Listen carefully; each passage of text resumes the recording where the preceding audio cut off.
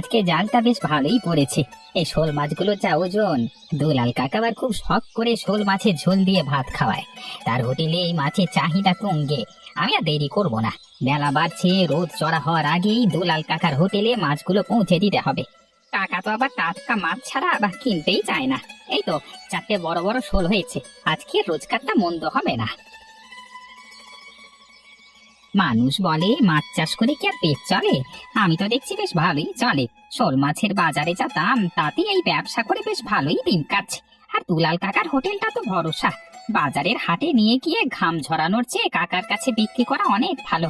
কাকাও খুশি হয়, আমিও সব সময় এমনি সময় মতো টাকা পেয়ে যাই। কাকা, দুলাল কাকা, আরে আছো নাকি? এই দেখো আজকে কি এনেছি, একবার পুকুর থেকে তাজা তুলে নিয়ে এলাম। আয় মদন আয়, তোর মাছের তো আমি অপেক্ষায় থাকি। কই দেখি তো কি এনেছিস আজকে। এই দেখে নাও কাকা, একেবারে টাটকা শোল মাছ। এই সাইজের মাছ এখন খুব একটা সচরাচর পাওয়া যায় না। তুমি তো জানো আমার পুকুরের মাছে কোনো সার বা ওষুধ নেই। বাহ, দারুণ মাছ!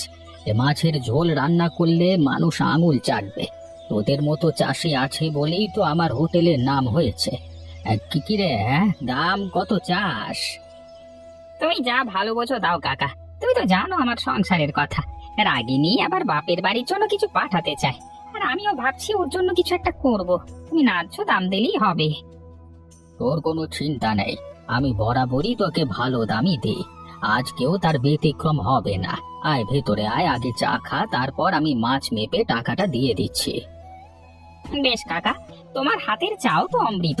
আজকে মাছগুলো বিক্রি করে রাগিনীকে কিছু একটা ভালো উপহার দেবো ভেবেছি, ও খুব খুশি হবে। হ্যাঁ হ্যাঁ, যত উপহার দিবি ততই তো খুশি থাকবে। বউয়ের মতো এমন ভালো মেয়ে হয় না মদন। তুই আমাকে ভাগ্য করে এমন মেয়ে পেয়েছিস, মানে অনেক ভাগ্য করে পেয়েছিস। আয় আয় ভেতরে আয়, চা খেয়ে যা।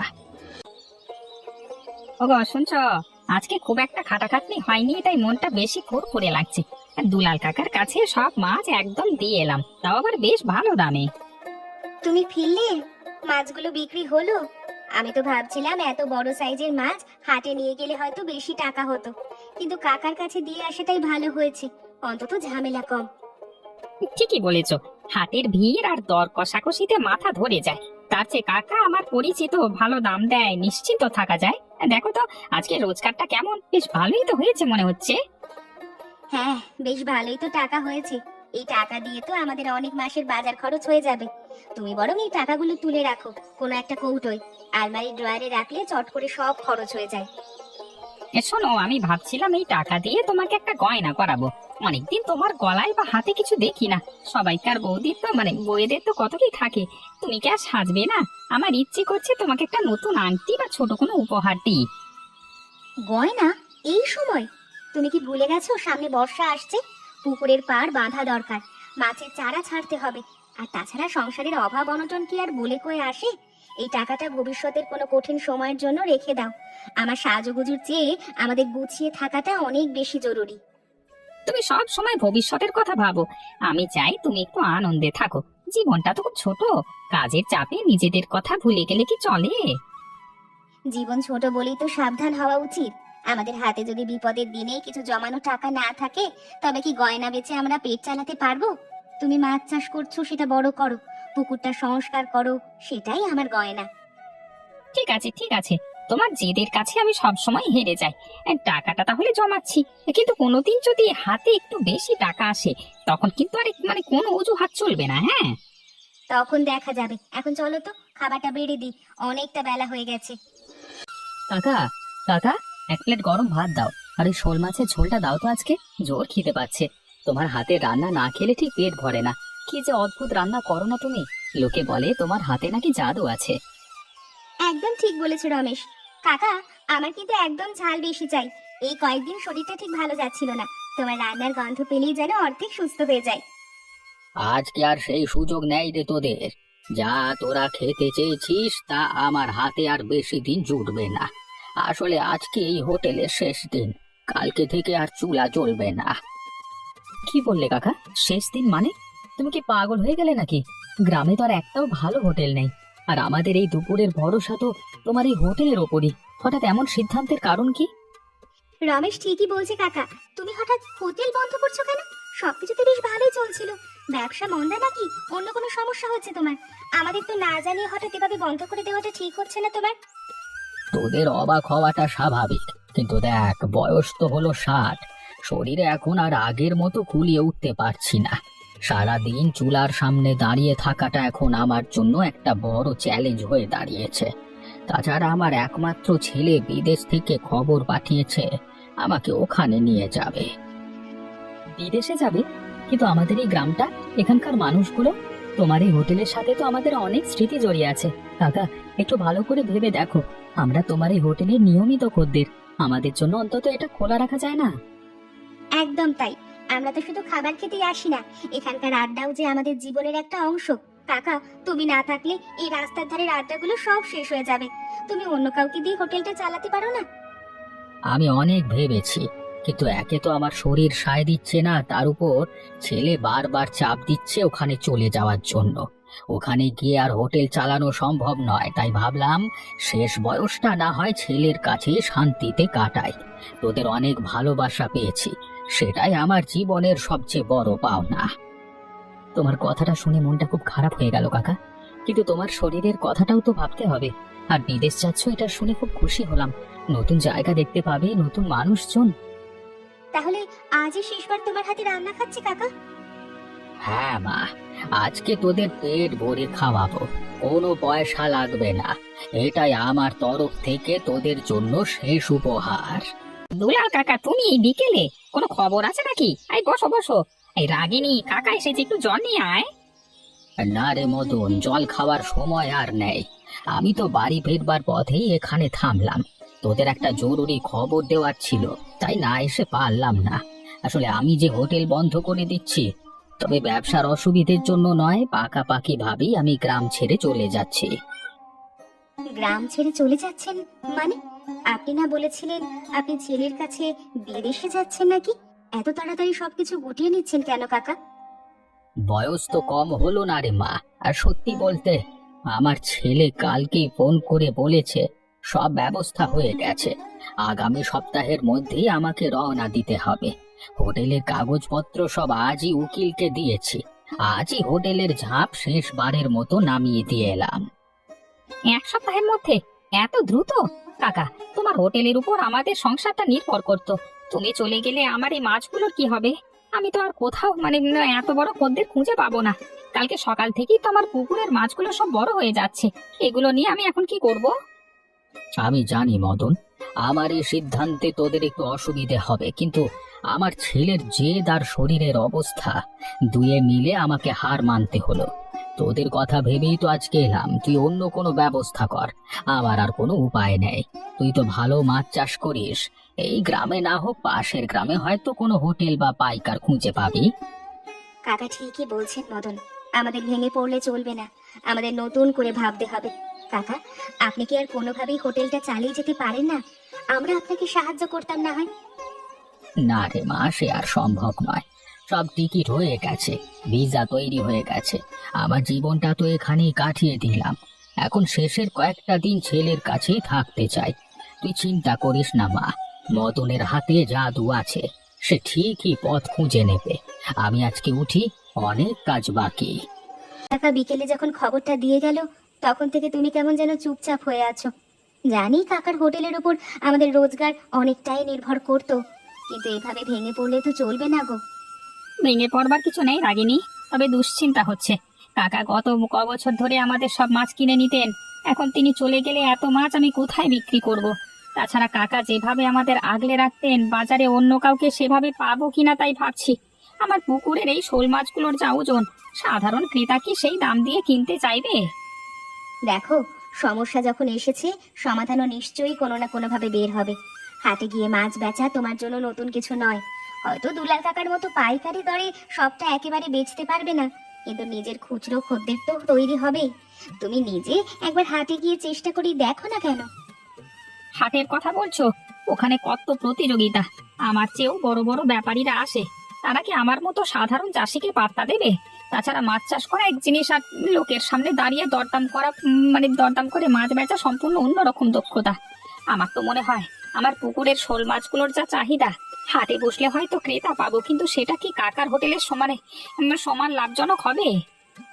সব সময় যদি লাভ ক্ষতির অঙ্ক কষে বসে থাকো, তবে নতুন পথ খুলবে কেমন করে বলো তো? কাকার হোটেলের উপর নির্ভরশীলতা আমাদের অলস করে দিয়েছিল। এখন থেকে তোমাকে একটু সক্রিয় হতে হবে। প্রতিদিন ভোরে মাছ ধরে তুমি হাটে নিয়ে যাও, আমি সাথে করে মাছ পরিষ্কার করে দেব, যাতে ক্রেতাদের সুবিধা হয়। তুমি যদি ধৈর্য ধরে কয়েকদিন হাটে বসো, দেখবে ধীরে ধীরে মানুষ তোমার মাছের গুণগান চিনতে শুরু করেছে। তোমার সাহসটা আমার বড় জোর, কিন্তু শোনো, শুধু মাছ বেচে আর কদিন চলবে? মাছের দাম তো ওঠানামা করে। আমি ভাবছি যদি মাছের চাষটা একটু বাড়িয়ে দিয়ে অন্য গ্রামেও যোগাযোগ করি। সেটা অবশ্যই ভালো বুদ্ধি, কিন্তু আপাতত এই গ্রামেই আমাদের পায়ের তলার মাটিটা শক্ত করতে হবে। তুমি কাল থেকে হাটে বসার প্রস্তুতি নাও। আমরা দুজনে মিলে চেষ্টা করলে কি আর কপাল ফিরবে না গো? আজ হয়তো ধাক্কা খেয়েছি, কিন্তু এই ধাক্কা সামলেই আমাদের এগোতে হবে সামনে। ঠিক বলেছো, তুমি পাশে থাকলে আমার ভয় একটু কম লাগে। চলো বাড়ি চলো, অনেক রাত হলো। কালকে ভোর থেকে নতুন লড়াই শুরু করতে হবে।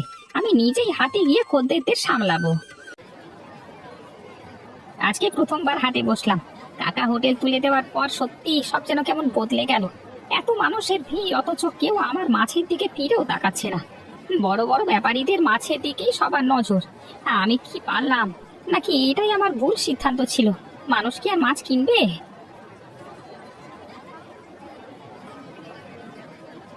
ওমা, মদন ভাই যে তুমি আজ হাটে!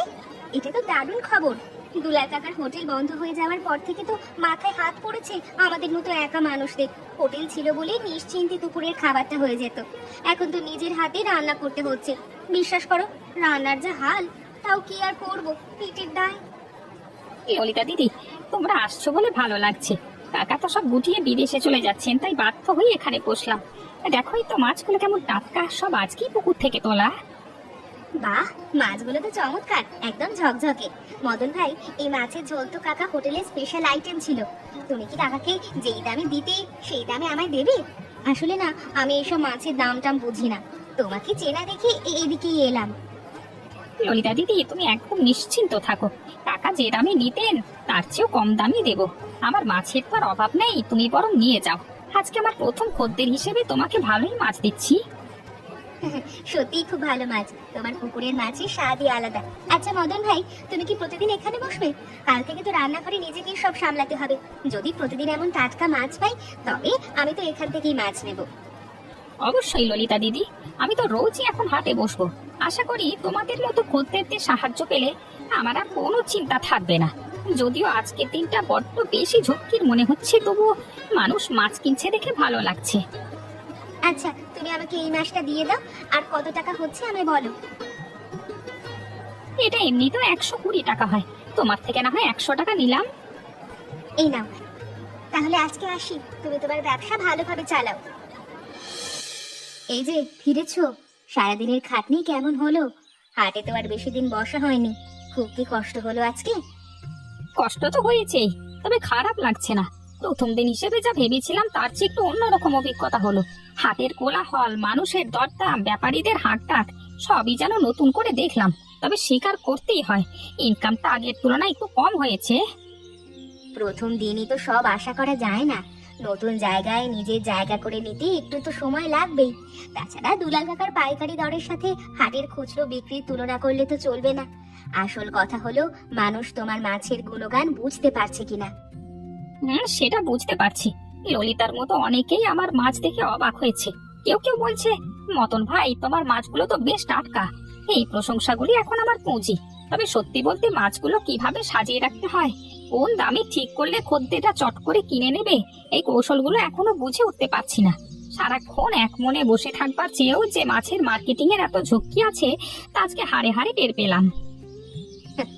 মার্কেটিং এর কথা পরে ভাবা যাবে, তুমি মাছ দিতে জানো, এটাই বড় কথা।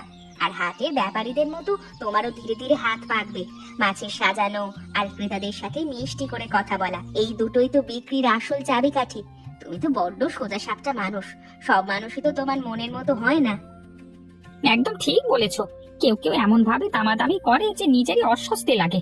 আমি তো আর লবাব পেশাদার ব্যবসায়ী নই, তবে ধীরে ধীরে সবকিছু ঠিক হয়ে যাবে। ললিতা দিদি তো আজকে বলেই গেল প্রতিদিন যদি এমন টাটকা মাছ পাই তবে সে এখান থেকেই নেবে, এটাই আমার বড় প্রাপ্তি। এই তো পথ খুলে যাচ্ছে। ললিতার মতো আরো 5টা গৃহস্থ যদি তোমার খদ্দের হয়, তাহলে হাটের ব্যাপারীরাও একদিন তোমার দিকেই তাকাবে। আজকের অল্প রোজগার নিয়ে ভেবো না গো, কাল থেকে বরং আরো কিছুটা উৎসাহ নিয়ে বেরিও। হ্যাঁ, কালকে থেকে আরো বেশি যত্ন নিয়ে মাছগুলো নিয়ে যাব। দেখবে কয়েকদিনের মধ্যে আমার মাছের আলাদা কদর তৈরি হয়েছে। চলো এবার একটু চা করা যাক। আজকে যেন শরীরটা একটু বেশি ক্লান্ত, কিন্তু মনটা আজকে অনেক বেশি নিশ্চিন্ত।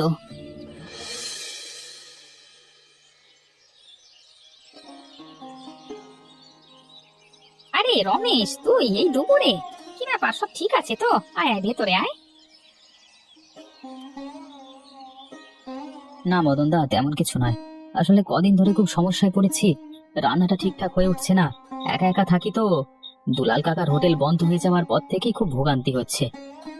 তা ঠিক, কাকার হাতে জাদুকরি রান্নার অভাব তো সবাই বুঝছে। যদি কিছু মনে না করেন, আসলে খুব খিদে পেয়েছে আর রান্নার ঝামেলাটাও আজকে আর ভালো লাগছে না। মনে করবার কি আছে, তুই তো আমাদের নিজের ভাইয়ের মতো। বস, আমি জল দিচ্ছি। আর রাগিনী, ওকে এক থালা ভাত বেড়ে দে তো।